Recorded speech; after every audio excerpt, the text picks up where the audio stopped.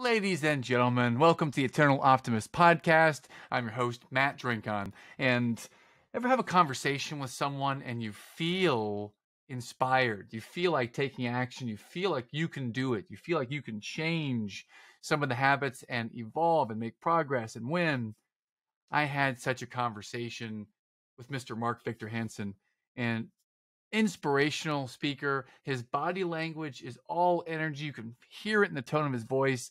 This man at the age of 74 is just getting started. And the exciting thing about meeting with Mark when we had this discussion was that he is the most humble man. You would think that someone who has sold, get this, over 500 million books.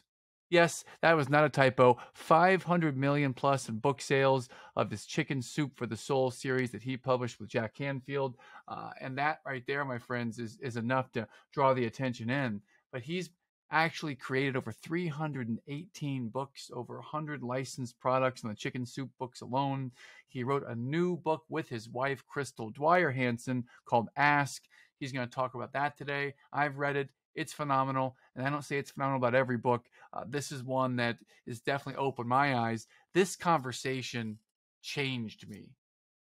Whether it's 1% or 8% or simply the trajectory is higher, I have a little more energy, a little more wind in the sail. Something happened inside of me when this man is talking, and I encourage you to put the antennas up because he talks about some amazing things. This is a man who had such high ambition coming straight out of school, invested everything he had into a business, and then lost it all by the age of 26, went completely bankrupt. And in the last 50 years or 48 years since then, he has made a monumental climb up. He dug out of the hole. He changed his thinking, changed his ways. And within a couple years after that being bankrupt, he took the world by storm and kept moving forward. And he does that today. And he doesn't do it out of a selfish greed simply because he wants money. No, not at all, my friends. This is a man who's strong in his relationships, strong with his faith, strong in the mission and vision to impact the world, completely inspired. And you can hear it when he speaks. He continues with story after story, with inspiration after inspiration. He coaches and teaches in this discussion. He shares wisdom and nuggets here. And he talks about the ways that you, my friends, no matter where you're at in your world, can have an impact and take action now in the direction of your dreams. He's got some funny stories in here and some serious dwellings. I would encourage you to sit back wherever you're at and listen to this conversation deeply with my new friend, Mark Victor Hansen. Enjoy.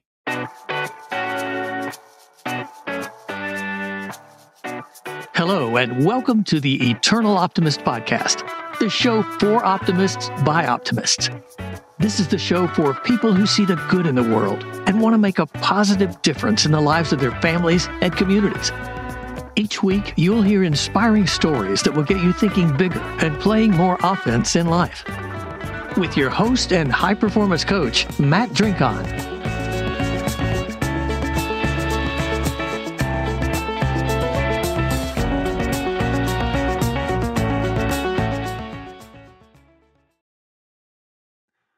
And with that, I'd love to welcome to the show a man who needs no introduction, Mr. Mark Victor Hansen. Good day, sir. Man, thank you for having me on. I'm excited. I've been looking forward to this, and I think let's just dive right in because there's this much stuff to cover, and we only got that much time. Okay, let's dive in. Let's start off with some challenge that you've had in your life that you've learned from that you can share with our audience, Mark. Yeah, 1974, I'd been with the smartest guy on the planet, Buckminster Fuller. He finished Einstein's unified field theory, did geodesic domes, spherical buildings made out of triangles. I'm a 26-year-old hotshot. I'm building the Wall Street Racquet Club, botanical gardens, aviaries, but I'm building out of something that I thought we had endless supplies of, which we actually do, petrochemicals. I was building out of PVC, polyvinyl chloride. I was buying from Monsanto. And Monsanto said, no, $40,000 a month is not that big a deal. You're fired. And so I was suddenly out of business like that. I had to go to the biggest library in the world, which I say there's always a solution to every problem. I'm in New York, so I go to the New York's library, which has 1 million books. That was big at that time. Now they're multi-million books. But how to go bankrupt by yourself. I take myself bankrupt, which was my worst experience. for 6 months, I'm sleeping in a sleeping bag in front of another guy's room, and I'm doing what we're teaching in our book, Ask here, which is what everybody's got to do. They got to learn to master asking so they get to their destiny. Because I'm here to help everybody get to their destiny. If everyone fulfills their destiny, the world works. That's how it works, 100%. So I finally asked God, because we teach and ask yourself, ask others, ask God. I asked God, okay, God, I'm either going to kill myself because I'm useless and I just lost $2 million in a day, and I'm stupid, or what do you want me to do? What's my destiny? And God answered back, said, what do you want to do? And my challenge was, I want to talk to people that care about things that matter, that would make a life transformative difference. Well, I want to be a speaker, a professional speaker, and get paid for it. And I thought, wow. So I go to my 3 roommates in Hicksville, Long Island, New York, and I asked them, you know anyone young? Not young just because I am now a cotton top, but I didn't want a cotton top. I didn't want a Broadway star, a celebrity, a lawyer, or a doctor. And they said, yeah, this kid is talking in Hauppauge, Long Island, New York, that's turning around the real estate market. Now, you got to remember, real estate interest rate was, we think it's high now. It was at 28%. It was just over the moon high, and nobody was buying. And this guy, I got his little ticket. I watched Chip Collins talk for 3 hours, mesmerized 500 people in the audience. And I go, oh my God, this is what I want. He's 10 years older, so it's within age range of who I am at that juncture. I could relate to him. I go up, I ask him, I say, can I take you to lunch? He said, what do you want, kid? His voice is burnt out, right? Because he was shouting. He had no mics. Remember, PAs are a fairly new thing yet. And this is 50 years ago. And I said, I want to do what you're doing. He said, well, look, kid, if you chance you making it 1 in 1,000, you ain't going to make it, but I'll tell you how to do it if you promise you'll stay out of the 5 boroughs of New York, like Manhattan and Long Island, Humma Humma. I said, yeah. So lunch, he tells me to go after the life insurance business. Is the bottomless pit for motivation. The headquarters is here in Manhattan and up in not very far away in Hartford, Connecticut, and Des Moines, Iowa. And I said, okay, great. I'm not afraid. And he tells me the 4 things do. And I asked how to do it. And then remember, I'm selling seminars and I'm incompetent. I don't have any information. I don't know what life insurance is. I don't know what a premium is. And I go out and he says, you'll call on 10 and you'll get 1. And at the time I'd read Emerson, and Emerson said, every act is its own reward. Now, you may not get paid by the person you're asking to do business with, but somebody else will pour in business in ways you can't even predict. And that's true in my life then and now, because I'm building an empire now. We'll talk about in the 3rd segment. Again, I love empires, in business empires. The point is, I went out, called on 10 people. The 10th guy, 6:30 at night, nobody's around. Guy's big. I mean, this boy weighed 450 pounds if he weighed an ounce. And he says, Mark, I'll take it. Now, his name's Tony. He's a great Italian. And in Long Island, that's normal. He said, I'm the #1 guy in the #1 company in life insurance, Metropolitan. He said, I like you, kid. You come in. I was charging $25 a seminar, 4 seminars, how to prospect, present, good work habits, and close the sale, which I ultimately did tapes on, all that good stuff for everybody. MLMs, chiropractors, everybody, but doctors, dentists, everybody. But the point is, I'm doing life insurance. He said, hey, kid, here's that directory. Every general agent manager in Metropolitan, you call them and you tell them Big Tony told you to call. And if they don't hire you, you come back to me. You got it? I said, yes, sir, Big Tony, I will do it. I had a gold mine. I went out and I just went, pew, pew, pew. And I'm totally incompetent. And I got to do one other thing that fits you more than anyone else. So the first seminar I do, I don't know anything about life insurance. I did become a master of it, and I learned every part of the lingo, and all the superstars I met at all the meetings I did, and then I talked about them and what they did and did tapes on it and all that. But I came out the first time because I'm a book reader with 10 books you got to read. Like in New York, my minister at the time that you know, Norman Vincent, Power of Positive Thinking, and I went through Think and Grow Rich and all the books that everybody should read, not just you and I, but the stuff that but we talked about offset before we started the show today. Is your mindset creates your money set. Your mindset creates your health set. Your mindset creates your future life set. And if you don't know how to set your mind works like a thermometer, right? I got a thermometer here in this house. We live in the desert. It's going to be 110 today here in Scottsdale, right? The temperature I want is 74 to 76, right? I don't want to be 110 or I'd come drooling and sweat here at you. So the point is, I did 4 talks a day, which most people say, well, you didn't really, but only Tony Robbins. I did 1,000 talks a year for the first 3 years of business. I'd do them at 6 in the morning if the guy wanted me there or lady wanted me. It was mostly a men's business. One at 10, one at 2, one at 8 at night. I didn't care. I had nothing to do but race around. And if I wasn't doing a talk, I was selling a talk. And it was just, and a lot of them started to shuffle because I was becoming famous. And I said, the promise then was the wrong promise. To me, I promised 10%. So if a guy who was a general manager earning $100,000, which today is like $1 million, he would earn $110,000. Well, $10,000 to pay me $100 is like 1%, no issues, right? What I should have done is take a percentage, because I could have then taken a percentage of all the increase of State Farm or State Mutual or Metropolitan or Proof. But I wasn't smart enough, and Chip, God bless him, did the best he could, but he didn't have that little factoid that I now have. I help companies now, but I take a percentage, or I take stock, or I take ownership, because and today, people you're in my business, you might as well take it. This is the first time we're in history, no limit, because the game isn't the game. In the last 2 years, because of COVID confinement cocoon, everything's international, everything's in Zoom, everything's in cell phone, everything's in the computer. And for the first time, the businesses that, we're limited to America now. I mean, I've worked in 80 countries, and I'll do it in the third segment, but we're in the most excitingly amazing time ever if you're awake. Now, in high school, you and I read the same stuff, great writing, but it is the best of times and the worst of times. And that's where he stopped. It's the best of times, if you have the mindset to find out where the opportunities is, because problems are opportunities in disguise waiting to have you make your fortune. Absolutely. 1,000%. Couldn't agree more. Okay. I want to keep going on the challenge part, and I feel compelled to go to the third segment. I feel compelled to go to this exciting future that we're creating, kind of jump ahead. And I'd love to dive straight to what is it that you're creating now, Mark Victor? And should I call you Mark or Mark Victor? I didn't ask you before. Mark is fine. Okay, Mark. Mark Victor is only because I used to live in Orange County, California, Corona del Mar, Newport Beach, and beautiful. We lived on the ocean. I'd done really well, of course. Sold 500 million books. So, you do pretty well when you do that many books. I'm going to sell 1 billion, which is why we got 144 rejections. When you think about it, I wrote the business plan called The Wow of a Business Plan. And, if I had been in a seat of Random House, which has given me $1 million 3 times to write a book, like my book, 1 Minute Millionaire and Cash in a Flash and Cracking the Millionaire Code, they paid for that. But back when I hadn't sold anything and I wrote down, I'm going to sell 1 billion books, I just see go inside the head. They're reading this and go, the Bible sold 1.5 billion, but no human being can do that. Well, I was on the biggest podcast with Amazon, Mark Devereaux, and twice now. And Mark said, the second time he said, you are really the Roger Bannister of books. And he said, do you know who Roger Bannister is? I said, of course, I know all the stories. You know who Roger Bannister was? Of course. Yeah. 4 Minute Mile guy. I said, but Mark, do you know what happened the next week?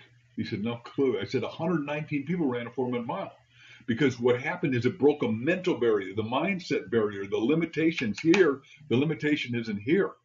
And that's why imagination, Einstein, my teacher's teacher, said is more important than reality, because I think you got a physical body, you got a brain, which is unfortunately the only thing school teaches. Then you got a mind, which has 2 basic aspects, a couple, but intuition and imagination.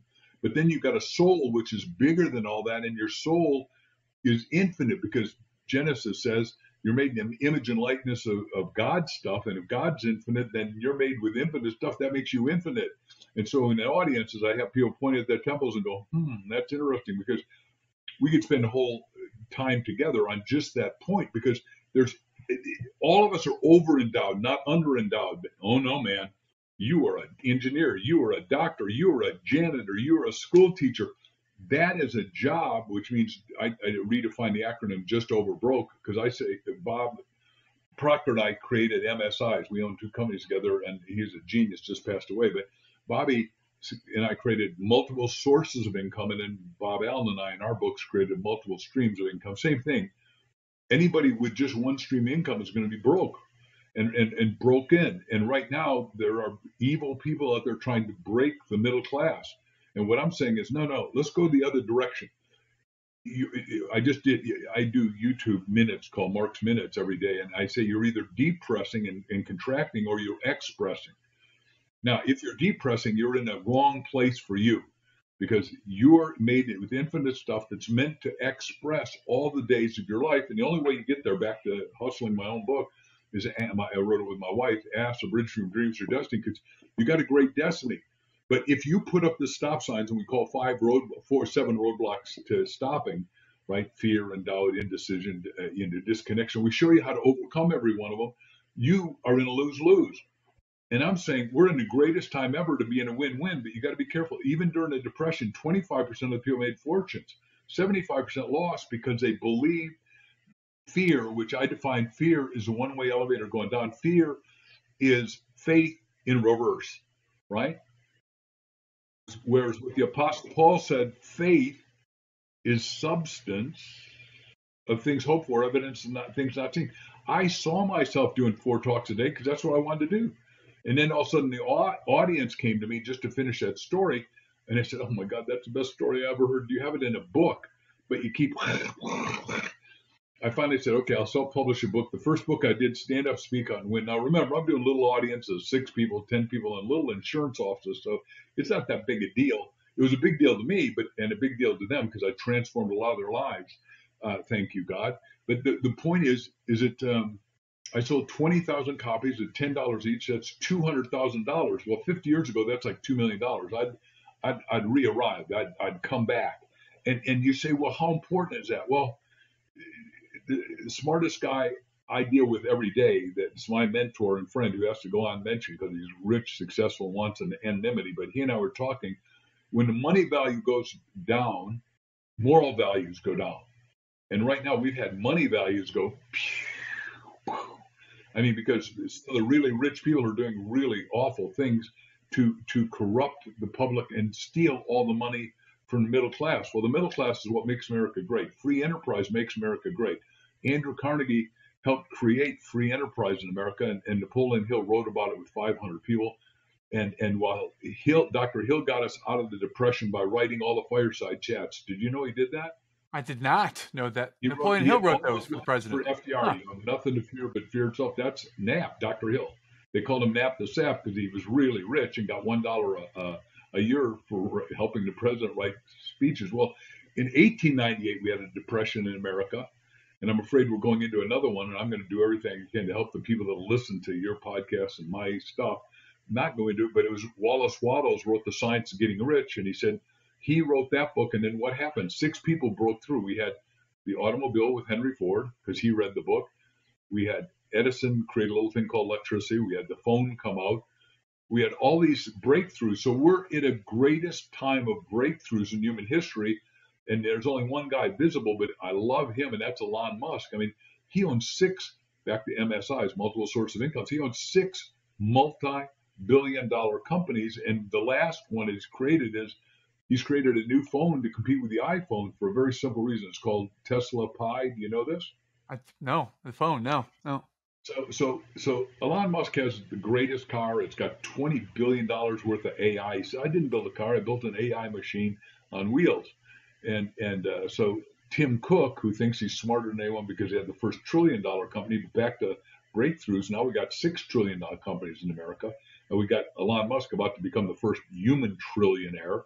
Now, just so people are listening, go, that's too big for me. Well, 1,000,000, 1,000 thousands a million, 1,000 millions a billion, 1,000 billions a trillion. That's a lot of money.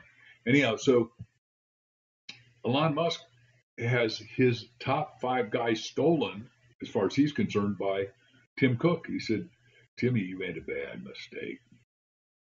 But what a cool life. So what did he do? He created the Tesla Pi phone, which is just coming out. It's going to cost $650. It'll have, instead of a little byte of information, it's going to take 2 terabytes. So you can have 20,000 movies on your iPhone. You put it in the sun. It charges up in 2 hours for the next 60 hours. I mean, he's got 12 major breakthroughs.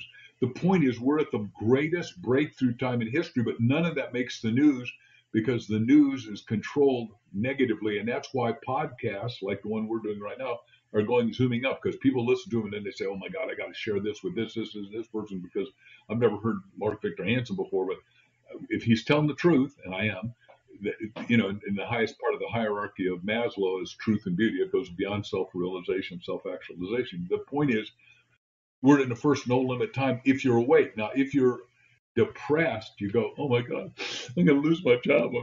Go create new work. You're not limited to being a janitor. You're not limited to being a school teacher. That's what the preface was here. Does that all make sense, Matt? Everything is really connecting. And I draw back to something amazing that you've shared.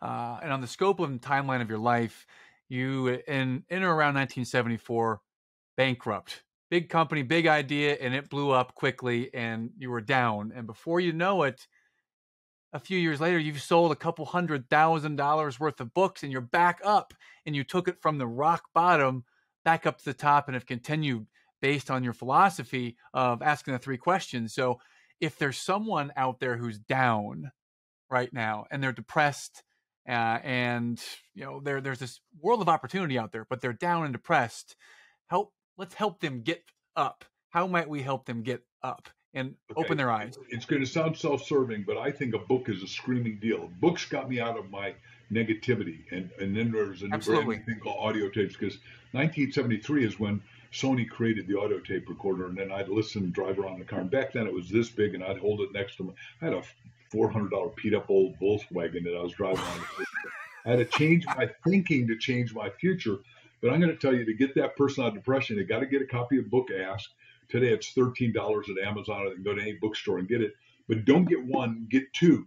And I promise, if it doesn't work, you send me a note, I'll send your money back. But go through it with your spouse equivalent, business partner, mastermind partner, church, temple, ashram, mosque partner, and go through all 178 questions. If you ask the questions, you're going to have extraordinary transformation. And look, what we're teaching in Ask is real simple. We're saying at birth, you were given a destiny code. Now, my destiny code was not building domes. My destiny code was being a professional speaker, a writer, a marketing maven, and a business person, right? And then deeply spiritual on top of that as a bonus.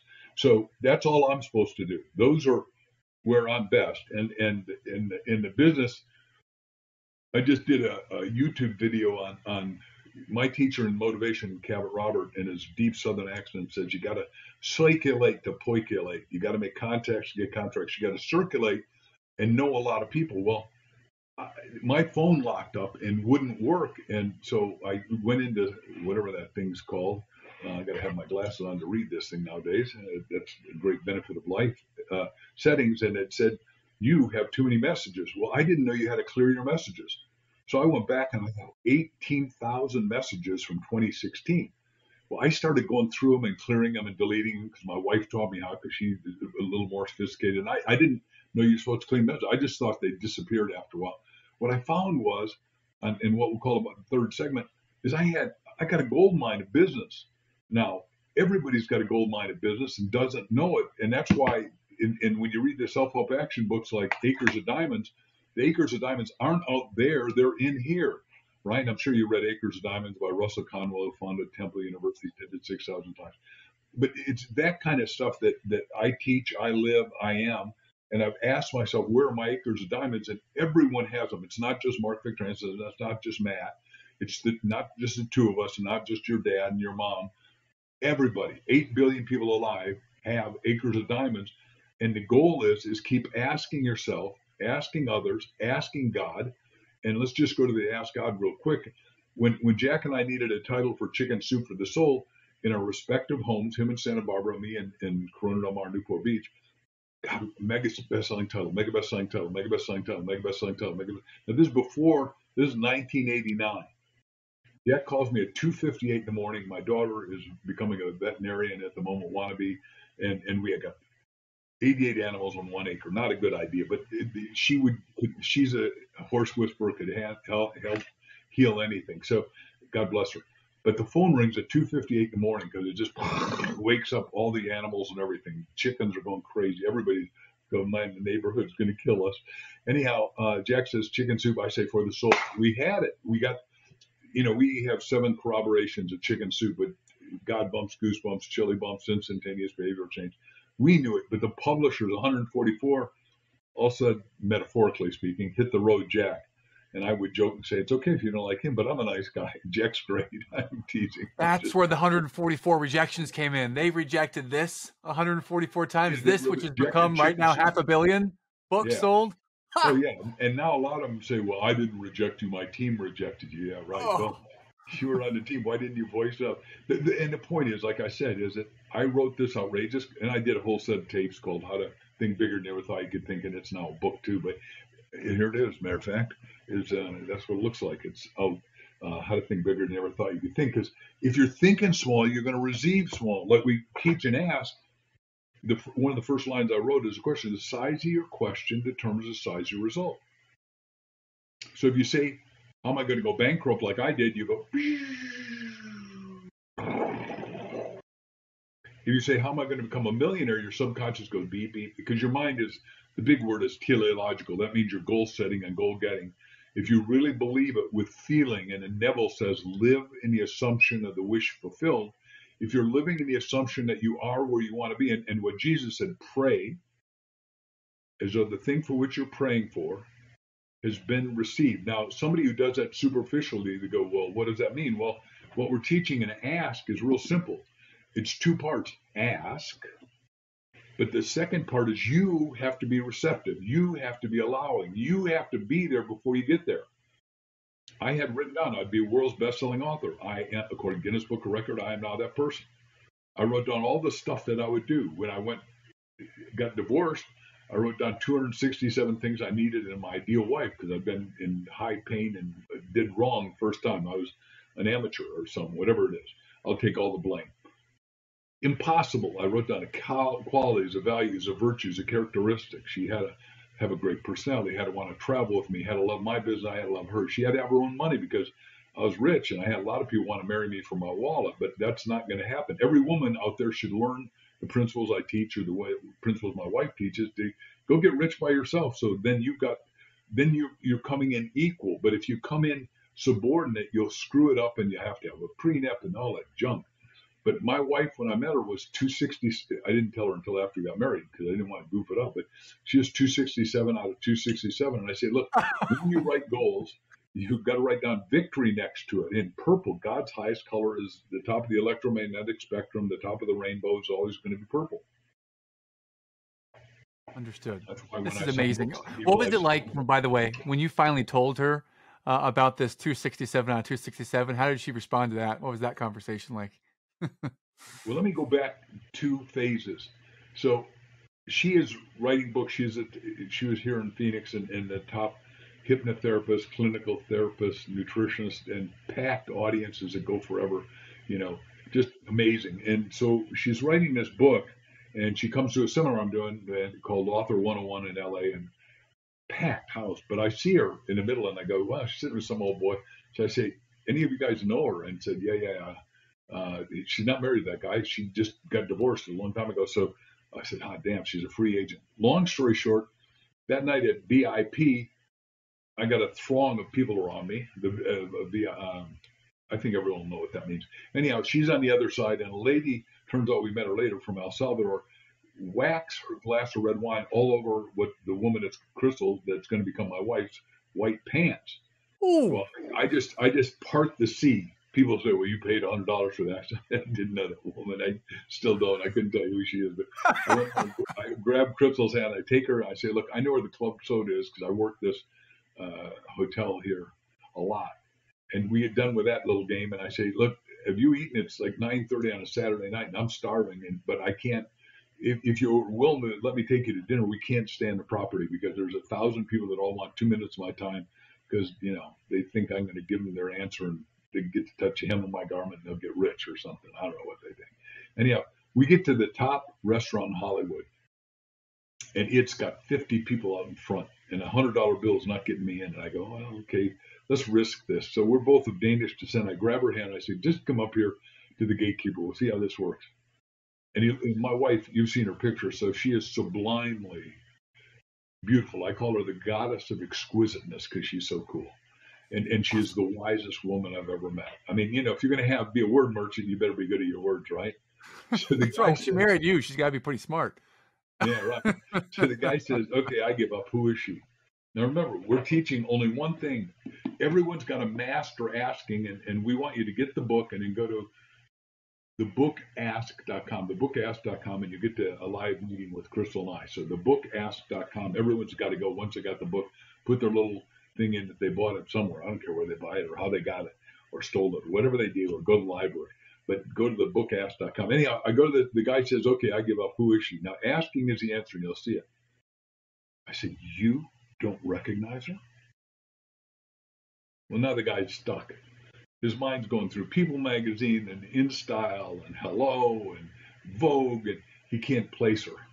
You can see that she's famous all by herself because she's got the countenance, right? She's been a top model. She's been a #1 sales for all kinds of stuff, been in movies, all that stuff. But he can't place her. So he said, okay, I give up. Who is she? Now I'm goofing because I don't know exactly where to go, but I'm going to go with questions. So I said, she's the Queen of Denmark because we're both of Danish descent. He starts by saying, no, she's not. All of a sudden he goes, oh my God, yes, she is. So he asked the question, who are you? So I said, well, who travels with the Queen? He says, oh my God, you're the king. Hold on. And that quick we had a table and we just, we synchronized, and we've never been apart, for a minute since then. Oh, well, yes, that's when we have babies be born, she gets to go be with a birthing mother. So I got to edit that one thing. Other than that, we're basically together 24 hours a day, wherever we travel, in China 80 times or whatever. And I won't go to China anymore because the CCP has gone sideways and south. They've made tragic mistakes and really hate America. But back when they were being capitalistically communistic, I sold 374 million books in China, and I'm #1 there, and I'm #1 in Vietnam. Everyone says, well, you're #1 59 times. Why aren't you #1 more? Well, if you keep going to foreign countries, you get to be #1 in a foreign country, but that doesn't register on their brain. Thank you for that little blast back from the past with how you got connected to Crystal. And I've done some research on her too, and I've loved the energy that comes from everything that she does. So the both of you are energy givers. You have a great product, service, a great message. Ask. How else can we highlight Ask right now? Because I've read it since you gifted it to me, and I've gotten great value from it. Where might be another place we can go into it and talk about it? By the way, if I paid you to ask the right questions or wrote the questions, I couldn't do better than ones you're doing. So, first of all, downline, you could interview her. She was supposed to be on with us this morning, but I'll tell you what's happened. So, because you read Ask, and my 3 principles are everything you do has got to be unique. It's got to be transformational. Just like this book is the most transformational book we've ever done. That's why Ask is going to outsell Chicken Soup, because 8 billion people need to learn how to ask. And the third, it's got to be inevitable that it is transformational and that it's going to keep unfolding in better and better ways. So the first thing in the book is the fable of Michaela, because I grew up with fables, right? Reading and speaking Danish and all that. Is it Hans Christian Andersen did every fable, and every one of them because Disney bought him when he went there with one of my writing partners, Art Linkletter, right? The Ugly Duckling. I name them all, but that's not, the king has no clothes, the king's naked, or whatever that story is, right? The point is, Crystal wrote this fable. We're going to write together. She wrote it with such brilliance. I said, because she did it out of her own story, and Michaela became alive. Long story compressed, we get the top agent in Hollywood, and I've always wanted to do movies and all that, and it just hasn't worked out for, 47 years I've been writing, never happened. So we get the top agent, Carlos Carreras. He calls and says, you're not going to believe it. The best part of Hollywood just moved, and it's in your backyard in Scottsdale. I go, I've lived here a long time, pal, and this is a great neighborhood, but I know the who's who of Scottsdale. I mean, it's just, if you're world's best-selling author, you get a lot of VIP invitations. Yesterday we got the 90th birthday of Harvey McKay, came in a giant red envelope that big and said, you're coming, and by the way, Elton John's coming to my birthday, but I want to have you here too. And I go, good, we'll be there. I mean, I love Harvey anyhow, but he's 90 and doesn't look it. That's the point, because you're supposed to be ageless, right?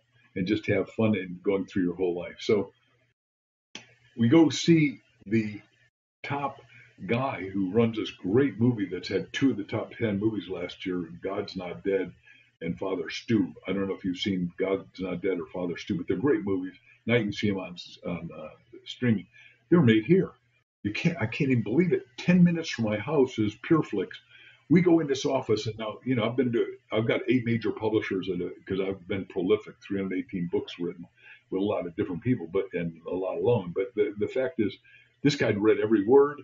He knew that. He said, "You're a diver, a recovery team diver. I'm diving. Can I get to dive with Weiland?" I said, "Weiland's my best friend. We've done 3 books together. The world's greatest, most profitable commercial artist, and I spent a lot of time together diving." And they said, "I'm going heli skiing in Chile tomorrow," and this is like 3 weeks ago as we're doing this. Now somebody's going to watch this 2 years from now and go, "Well, when the heck was that?" Well, we're not going to date it because we want to keep the show evergreen. But I said, well, I was trained like Tony Robbins was and Ken Blanchard was to be a skier by my sensei, who also taught me martial arts, Tom Crum. He said, "You know Tom Crum, the world's greatest heli skier?" I said, "Tom and I are like that. I wrote the foreword to his book, Three Breaths." "No problem." And he said, "Can you introduce me?" I said, "Done." I mean, it was a marriage before we got there, but he'd read every word of the book. My wife and I had been before COVID to a lot of places in the Mediterranean, but we went to a place we fell in love with called Malta, which is Winston Churchill's favorite place where he did most of his artwork. And we said, "This is where we want to make the movie." Well, the first thing he says is, "We're going to make the movie in Malta in April next year." And I went, "Oh my God." I mean, it's like do do do do do do do do do do do do.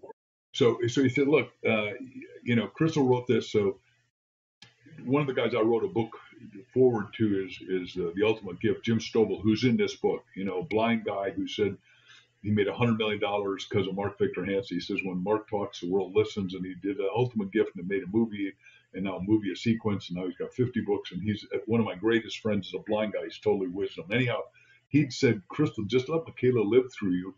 She blew it to 125 pages of script. They're loving it, and it is moving at she's in her office, which is a couple thousand feet from how we got a big house. So, or however far it is, I never checked, but it's a distance. Anyhow, the point is, she's in there finishing this right as we speak. So you ask what's going to happen next. They think it's going to be a movie as big as Harry Potter, and they said, "We're not doing 1, we want 3, and you got to sequel it and prequel it." And if you read the 38 things I write about, I wrote a book called "You Have a Book in You," which is somewhere behind me, and I can't.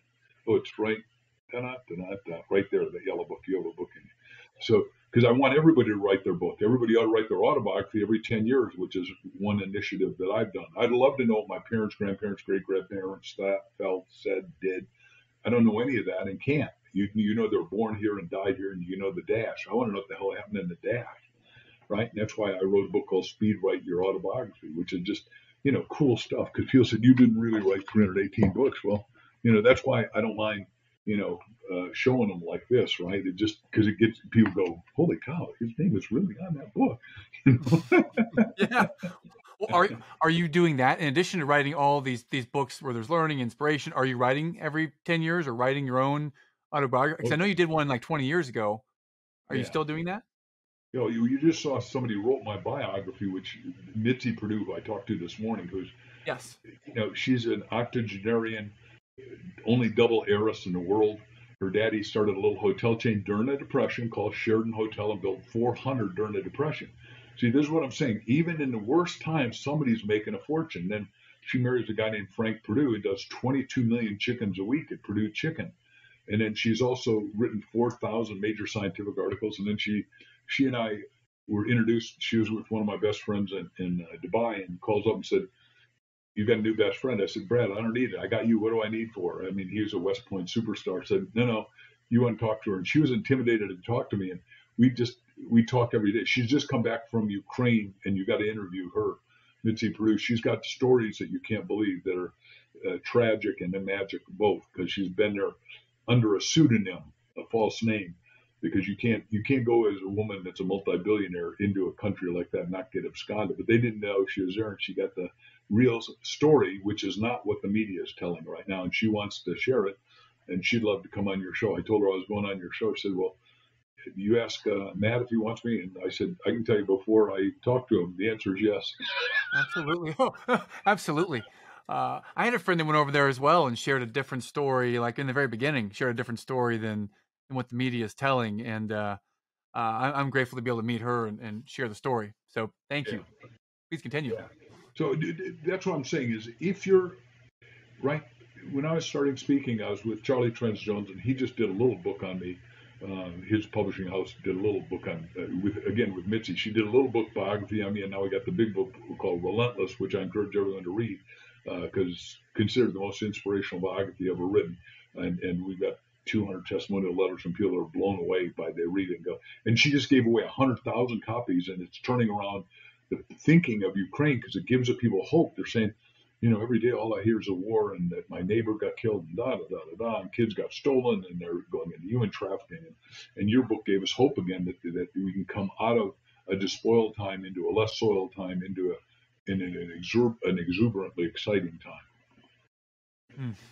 I know that was a lot. That was a big difference. Somebody out there is going like this, shaking their head, going, but they can listen to the podcast a little at a time if they want and keep coming back. Well, I love it. I love the energy, and I love that it's an overwhelming positive energy. It's an overwhelming impact on humanity energy. And I paused for a second because I felt a little emotional when you started talking about kids, a way that I wouldn't have felt 8 years ago, the same as I do now. But I felt a little bit of something there, so that was the pause. But I'm loving everything that you're pouring out into your soul right now, Mark. This is great. It's great. It is real optimism, mobilized for the future for people. And I will humbly say that you are not just trying to sell a book. This is not about that at all. This is about really serving the greater good of people by teaching them how, empowering them how, leading them to the place that they can figure out how to do it. So I'm just a huge fan of your book, and I read hundreds of books. This is one that has now a place on the shelf. I love this one. So let's keep moving. I'd love to go. What's a different question that you've not been asked before on a show that you might want to answer? Why would I start a publishing company? Because, right, you're rich, you're famous, you should be retired because you're 74. But remember, I said I'm going to live the 127th options for renewal because Genesis 6:3 clearly says minimum 120 years. And what happens is that most people volunteer for death, which is like, you don't have to help death. It takes care of itself, right? And it's like a dumbass squared idea. So I exercise every day for at least an hour. I take 178 78 herbs and vitamins every day. I'm really healthy. I'm absolutely in love with my wife, my kids, my family, my job, and my connection with God, which like I said, you're either godly or ungodly now. And I think if you're ungodly, you ought to wake up to your godliness because somebody created the universe and you did not. Therefore, and I was in Vietnam during the war, and I can tell you that there's no atheists in foxholes. I was a VIP, but there's no atheists going into the foxholes. And I got a lot of friends that were in Vietnam that talk to me almost daily too. So we're in this exciting place. So I started this publishing company because the publishing industry, thanks to COVID, has gone from 19,000 bookstores to 400 in the last 2 years, which is tragic. Have you ever been to a bookstore and not been treated well and had nice people and other people that were there were interesting usually? I've recently, actually, they have gotten smaller, and I have not had great experiences in some of the bookstores. I felt like, I'm a big book nerd. I love reading all the time, and I've not felt as loved recently. Well, it's not a prerequisite for going, but yeah.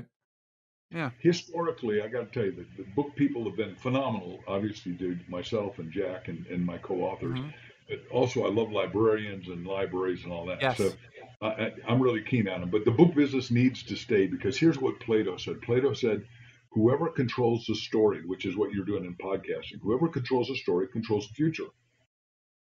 Now, a lot of the story, thanks to media being overwhelmingly negative, like the Crisis News Network is bad. Like when I went bankrupt, I was reading New York Times every day and it said all the news fit to print.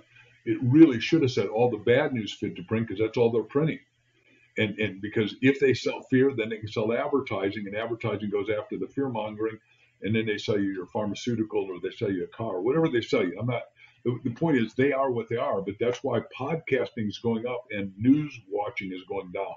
Because people are saying, number one, they're not telling the truth anymore. Number two, it's too skewed. Anyhow, so we decided to do this publishing house, and we decided to do impactful books, and we decided to do an equity publisher. Because if you're going to write a book, you can self-publish, and I teach how to do that because I did it, of course.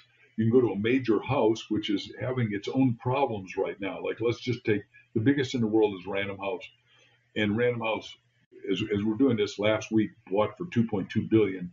Simon and Schuster, and they're being sued by the major horror author in the world, who's with both houses just like I am, and saying, "Hey, wait a second, you're killing the market," and he's worth $500 million for those of us that are authors and author wannabes. I couldn't have made it into your system right now back when I was a startup, right? And yet now I've sold all these books. My name's Stephen King, and he said, so I'm going to try to have you not consolidate and go from 5 major houses down to 4. That's what I'm saying. Is it we're in a time when massive consolidation means more and more power and control to a few. I believe in free enterprise where everybody can be enterprising, everybody can be free, and that's the way our founding fathers, who are all spiritually oriented, wrote the program. I mean, the guy who wrote the Declaration of Independence is one of my heroes. Thomas Jefferson said, "Look, if my candle's lit and yours isn't, for whatever reason, it got blown up by depression, by negativity, by sickness, come light your candle on mine," which is what we're trying to do in this show. And the 2 candles together goes 4-fold. It's called exponential, which is what we're teaching in business now.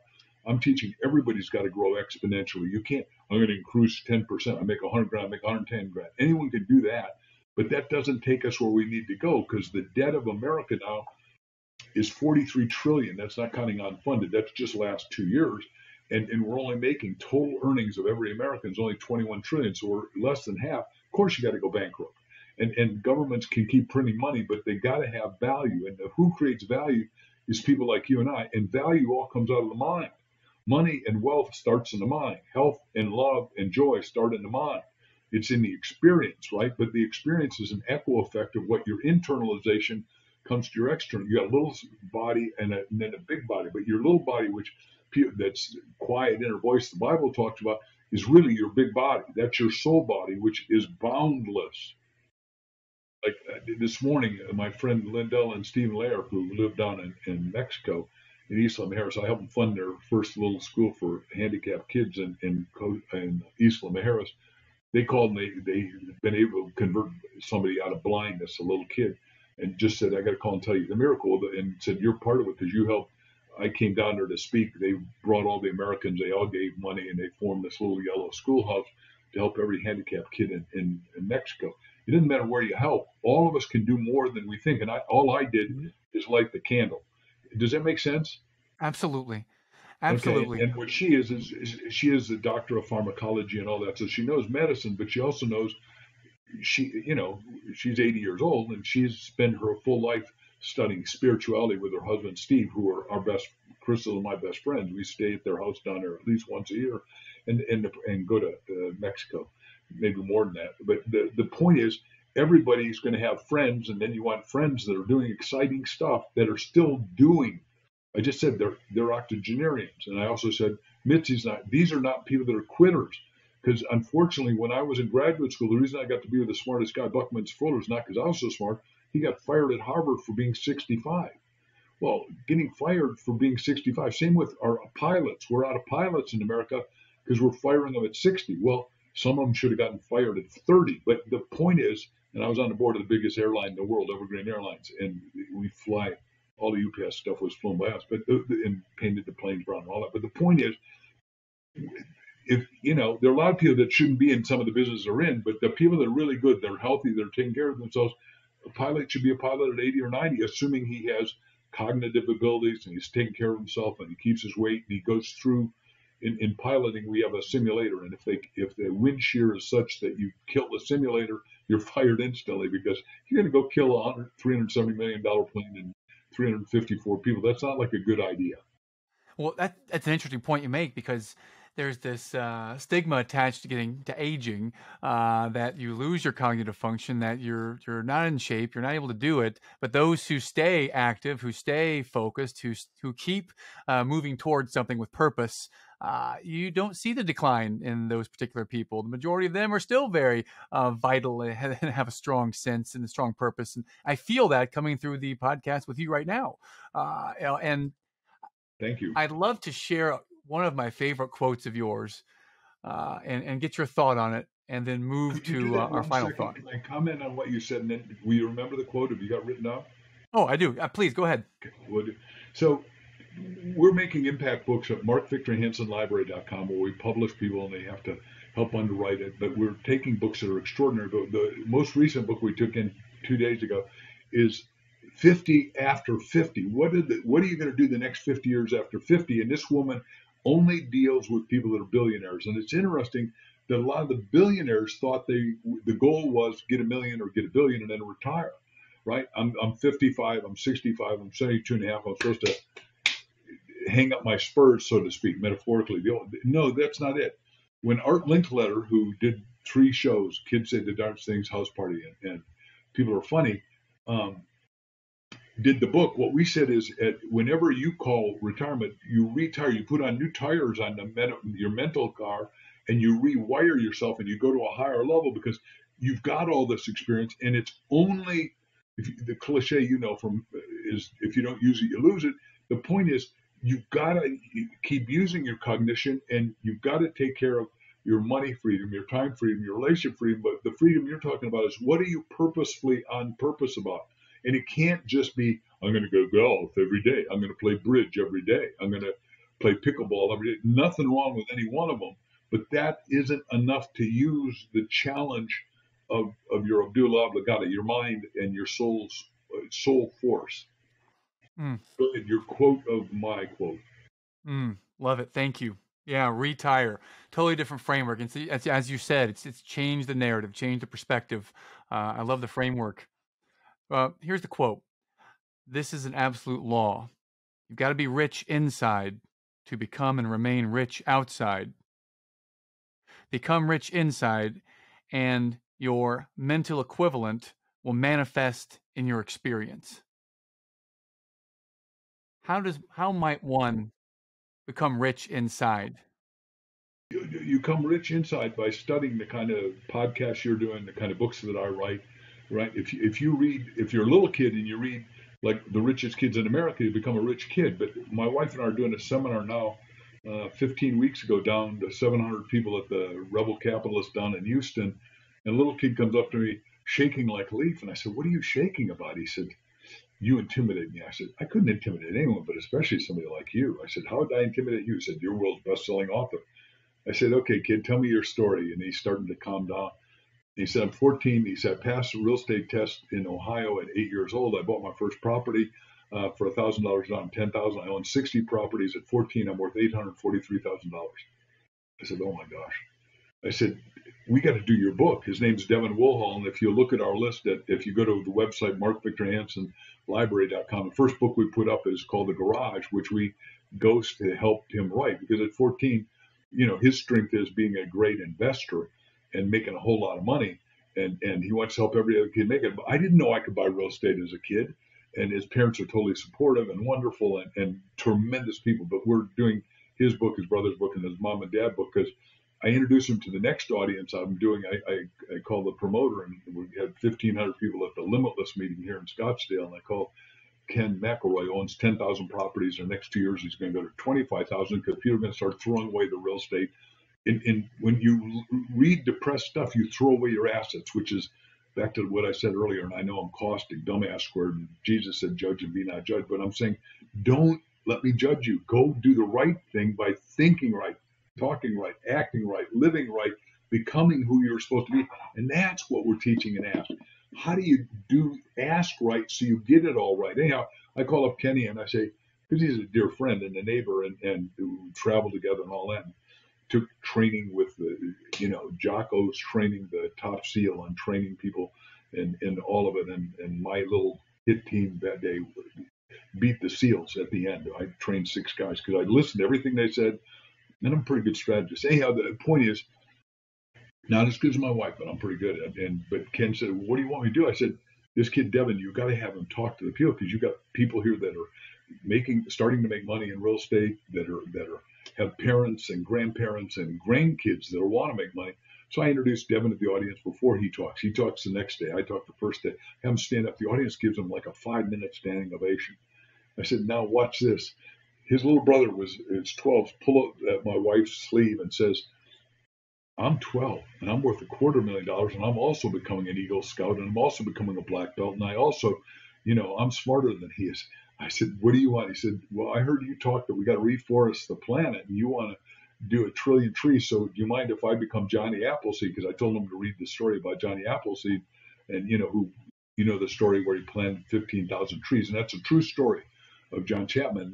And I'd been asked to write that as a movie years ago about Jonette Appleseed, this kid, but that never came. So I gave the assignment to little Ethan, and Ethan's doing it. And we're doing his book called Treehouse, because a kid can get 1 trillion trees planted. The reason the government won't do the right thing on ecology is because there's no graft. There's no payoff. There's no Kumsha money. There's no money underneath the table. So let's get, and by the way, Mitzi Purdue's the one who got me clear on that. That's why it's not happening, because planting 1 trillion trees, hell, we could do it with a drone. So I said to little Ethan, I said, let's even do it better than that. Let's do it like Johnny Appleseed. People are going to be starving. Why should anyone starve? Because I did all my research, but my old minister, Dr. Robert Schuller said, anyone can count the seeds in an apple, but not only God can count the apples in a seed. Well, one apple becomes an apple tree. In a lifetime of 100 years, the average apple tree lives 100 years, 1 million apples. Well, it won't take long to feed 1 billion people when you're doing apple and pear trees and avocado. And we can go through all the trees, all of which he's doing. And then fortuitously, I have dinner with the biggest landowner in America, who has to go unnamed. But it turns out that he bought all the land and the bank gave it to him for nothing, not because they have 5,000 acres in foreclosure. And this kid's father was a German immigrant, like my parents are Danish immigrants, and he was a wood chopper, and he taught this kid, I'll call him Mr. Tree, because I've got no permission to tell his story except loosely, but he knew what a black walnut was. Well, black walnut, one tree paid for the whole 5,000 acres. Then the next tree was pecan trees in this neighborhood, and this guy now owns millions of acres of land. And he just, because he walked through land that couldn't feed you the value. Back to acres of diamonds are in here. If you have awareness, right? What did Solomon go for? God says, Solomon, tell me what you want and I'll give it to you. He said, all I want is wisdom. Well, wisdom is your eclectic self-awareness and understanding and love of nature and universe, so you can make it work, not work. And that's why we got so many people working against what has to happen. And what Bucky Fuller said, look, we're in the first time in history we can make the world work for 100% of humanity, make everybody physically and economically successful thanks to technology, eclectic awareness. And books have only been around 500 years, but all of us can read these books, transform ourselves, and become fully functioning, self-actualizing, no-limit people that change the world and make it infinitely better for everyone. And I think bottom line, that's what people want, except when your soul is empty, like a lot of the people that are in leadership right now, they're trying to get enough money and fill it with money. Well, you can't fill it with money. Spiritual things can't be filled with money. They can't be filled with drugs. They can't be filled with sex addiction. They can't. They got to be. You've got to have your soul fulfilled, which means you got to do daily work on yourself to fulfill. Like my wife and I just did an hour of meditation and prayer before we started, and I can tell you why we do that if you need to or want to know. Would love to hear that. And then I'll ask you about how we can find out a lot more about you, as if we can't just type your name into Google, but I'll ask you that next. But please tell us why. Why would you meditate for an hour with your wife? Crystal and I are back falling in love, and we're eating a nice green meal at Mother's Market in Costa Mesa, California. And there's a man of the cloth sitting to our side, and you can tell we have a little white collar, black suit. And I go, great, okay. So he can't help but interrupt because we're so, you can just see, we're called the most formidable couple most people have ever seen because we're so indefatigably in love. I wrote down I wanted a soulmate, and what I got was a twin flame, which is, remember, jumps 4 to 8-fold, exponentially grows. And guys, I can't help but see you guys are in love. Do you want to know how to stay happily married? Well, he set up a question with a question. Isn't that cool? I mean, this brother knew how to ask. I said, I didn't want to really get interrupted by this boy, but I said, yes, sir, what is it? He said, well, I'm 92. And for almost 70 years, I've run Billy Graham Ministries, and we found only one thing keeps marriages together. And I said, okay, what's that, sir? He said, you got to pray out loud together morning and night. Now, my wife and I prayed at funerals, we prayed in church, we prayed at family gatherings, we prayed at Thanksgiving and Christmas, that kind of stuff. But praying out loud is interesting. It is a level of romantic intimacy that most people don't have and don't ever try and didn't know that they needed to do. Now, we're teaching it, of course, in Ask, because that was one of the things that this guy got us to do. And all I can tell you is it is sublimely works. There's just no higher level of intimacy than spiritual intimacy before physical intimacy or mental intimacy or anything else. So it's just, it works. And I recommend it. I'll hold up a mirror. I'd ask you all to look for it. And, you know, we're asked by a lot of people, why do you guys start a church? Well, it's not right livelihood or Crystal's. We're doing exactly what we think we're supposed to be doing. Although we love church, and if we ever have one, you're all invited. Fantastic. There have been so many nuggets today. And audience, we've learned much from the King of Denmark, a.k.a. Mark Victor Hansen. This has been a fantastic experience. Get a letter from to the know Queen you, Mark. of Denmark saying, what are you doing?